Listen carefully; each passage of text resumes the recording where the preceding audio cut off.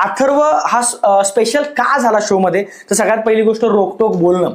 तुम्हाला आठवत असेल सिटी सुंदरींच्या बरोबर जेव्हा सगळ्यात पहिल्या एपिसोडमध्ये सगळ्यांची ओळख करून दिली आणि सगळ्यांना सांगितलं की बाबा हे तुमचे मेंटॉर आहेत किंवा ही तुमची जोडी आहे, त्यांच्याबरोबर आपल्याला राहायचं आहे. तर पहिल्या एपिसोडमध्ये तुम्हाला माहिती आहे मॉलचा टास्क होता, शॉपिंग करायचा टास्क होता.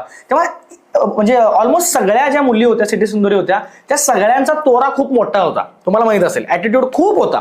आणि त्यावेळी सगळी मुलं जी गावरान ब्रोज होती सगळी शांत होती, घाबरून होती.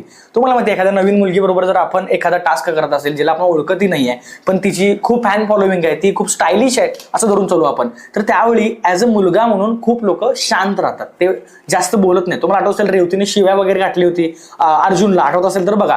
पण त्यावेळी अथर्व एकटाच होता जो अनुश्री मानेला त्याच एपिसोडमध्ये तोंडावर उत्तर द्यायला रेडी होता.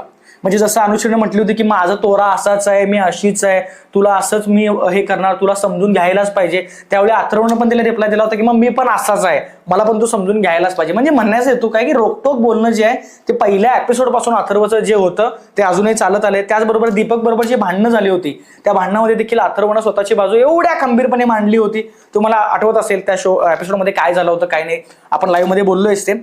त्यामुळे जे मनात आहे ते तोंडावर बोलणारा अथर्व होता आणि याच कारणामुळे त्याला लोकांनी भरपूर डोक्यावर घेतलंय. त्याच्या डोक्यामध्ये हवा तर अजिबात जाणार